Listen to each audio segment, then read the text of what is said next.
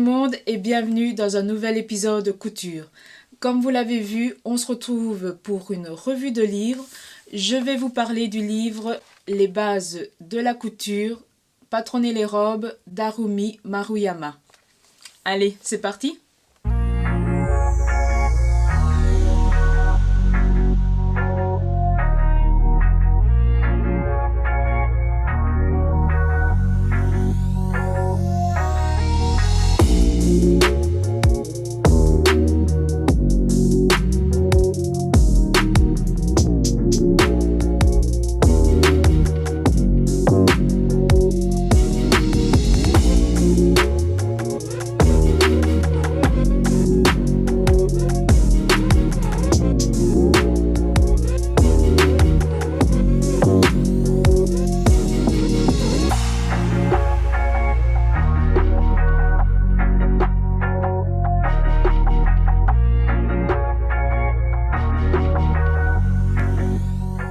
Je suis trop contente de vous retrouver aujourd'hui pour vous parler du livre Patronner les robes. Je sais que certains d'entre vous attendaient cet épisode avec impatience. Si vous ne connaissez pas la chaîne, je m'appelle Annie et je vous parle de tout ce qui touche à la couture pour hommes, femmes et enfants. Vous pouvez aussi me retrouver sur Instagram sous le même nom, Made by Annika, où je publie les photos de mes cousettes, je partage en story mes astuces, mes bons plans, mes craquages tissus et où je prends beaucoup de plaisir aussi à parler avec vous en DM.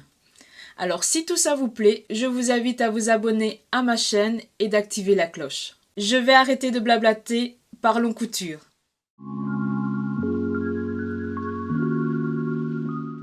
Ce livre va vous donner toutes les indications pour modifier votre patron de base en robe originale. Il présente les différentes pièces composant une robe, c'est-à-dire le corps, les manches et le col. Vous y trouverez 72 modèles de corps, 29 modèles de manches et 29 modèles de col.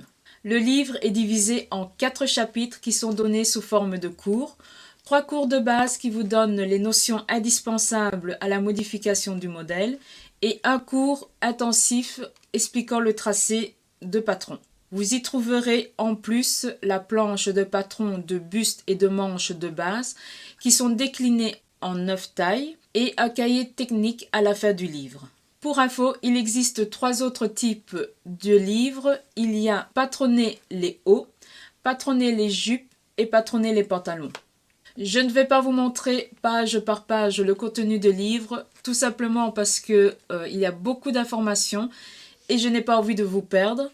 Et deuxièmement, j'ai envie de vous laisser découvrir le livre au cas où si vous décidez de l'acheter. Par contre, je vais vous montrer les étapes importantes pour modéliser votre robe. Commençons par le cours intensif car c'est à ce chapitre où on réalise son patron de buste de base. Alors, il existe 4 types de patrons de buste de base qui sont tracés selon 2 mesures, votre tour de poitrine et votre longueur de dos. Vous prenez vos mesures et vous vous référez à ce tableau. Si votre tour de poitrine et votre longueur de dos sont identiques au tableau, alors vous devez prendre le patron de type 1. Ce patron, vous le retrouverez dans l'encart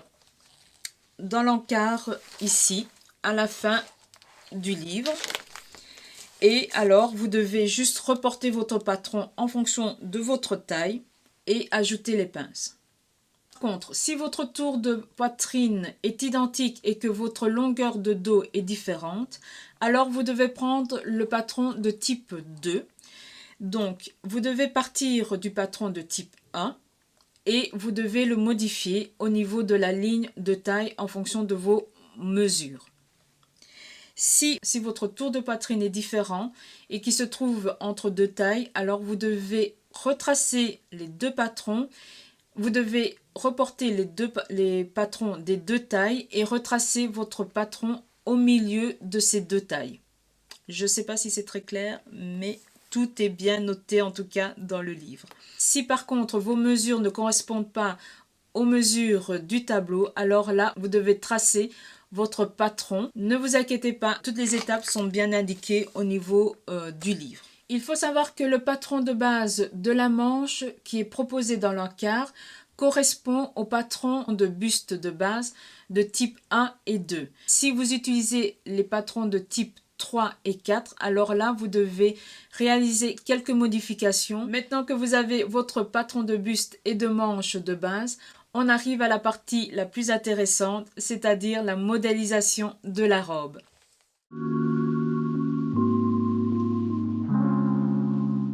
« 15 styles de robes vous sont proposés dans le livre.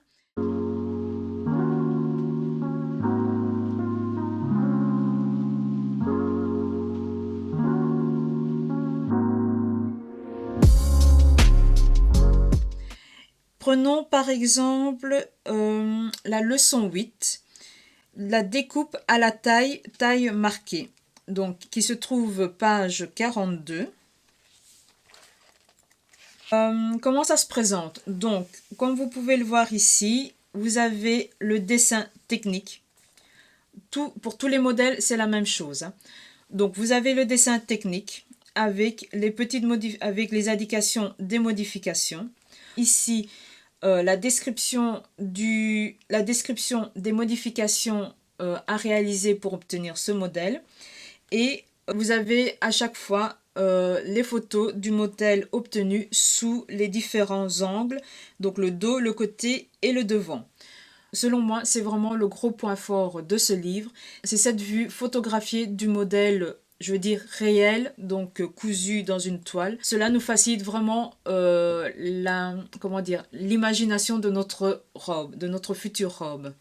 Vous avez donc 15 styles proposés, mais vous avez aussi des variantes dans chaque modèle proposé. Comme par exemple ici pour la découpe à la taille, vous avez comme variation au niveau de la jupe. Ici, ce sera au niveau des jupes.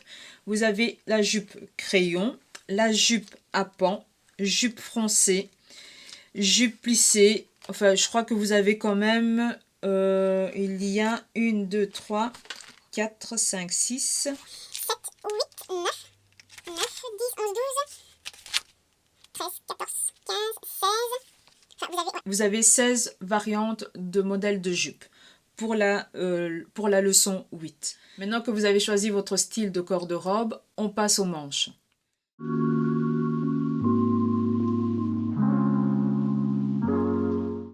Huit styles de manches sont proposés dans le livre.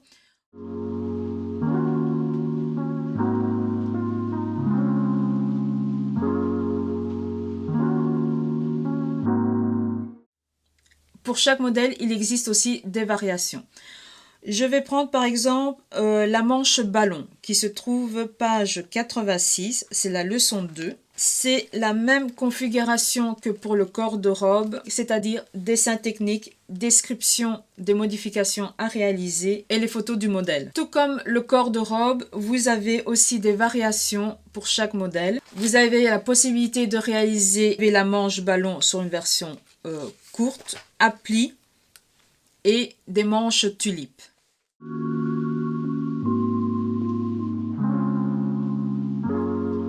Neuf modèles de col sont proposés dans le livre et c'est exactement la même configuration que pour le corps de la robe et les manches.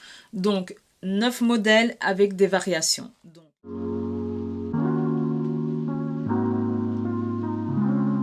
Donc je vais vous montrer en vitesse. Par exemple, je vais prendre le col chemise à plat, page 98, pour que vous visualisez. Donc le col chemise à plat, dessin technique, la petite description au niveau des modifications et toujours les photos du modèle cousu, les différentes variations. Ouais, ici pour le col chemisé à plat, vous avez deux autres modifications, donc style col Claudine et col ouvert. Avec ces informations, donc au niveau du choix du modèle, du corps de robe, de la manche et du col, vous pouvez déjà réaliser votre robe. Mais vous aurez une robe toute simple. Si vous décidez de donner un peu d'originalité à votre robe, il faut lire le cours spécial. Alors, dans le cours spécial, vous allez apprendre à modifier les patrons des cours de base, c'est-à-dire que vous allez, par exemple, modifier la silhouette, ajouter des détails pour donner de l'originalité à votre robe. Vous allez apporter de l'originalité à votre robe, par exemple, en modifiant la longueur de la jupe ou des manches. Ici, elle vous montre les différentes longueurs de jupe. Par exemple, ici pour la jupe droite et pour la longueur de jupe évasée. Vous avez aussi les exemples de longueur des manches, des différentes longueurs de manches pour une manche droite, et tout ça toujours avec des photos des modèles. Donc franchement, moi je trouve que cette partie de chapitre est assez intéressante parce que lorsqu'on décide de réaliser son propre patron, même des modifications de patrons qui sont déjà, par exemple, de créateurs, je pense qu'on hésite toujours sur la longueur du vêtement, que ce soit pour les manches ou pour la jupe. Et on se pose souvent la question, est-ce que changer de 5 cm, 10 cm, ça va vraiment avoir une influence ou pas? Et là, avec ces vues, on a vraiment les indications, on ne sait pas se tromper. Vous avez aussi la possibilité de changer la hauteur de taille. Donc, par exemple, si vous voulez décider de faire une robe avec taille haute, une taille, je veux dire la taille classique et la taille basse. Vous visualisez alors à ce moment-là le rendu de votre robe. On peut ajouter des pinces et ajouter des fronces au niveau des pinces. Vraiment, elle nous donne vraiment plusieurs petites possibilités de modification pour donner de l'originalité. Donc, avec les cours de base et les cours de spécial, là, vous pouvez maintenant vous lancer dans la modélisation de votre robe. Maintenant, si vous ne sentez pas encore prête, elle nous donne la possibilité de réaliser des travaux pratiques. Pas évident de dire. Donc, elle propose 5 modèles originaux à réaliser. Pour ma part, j'ai réalisé le modèle robe chemise avec un corps large, les manches chemisier et poignet, le col chemisier et comme petite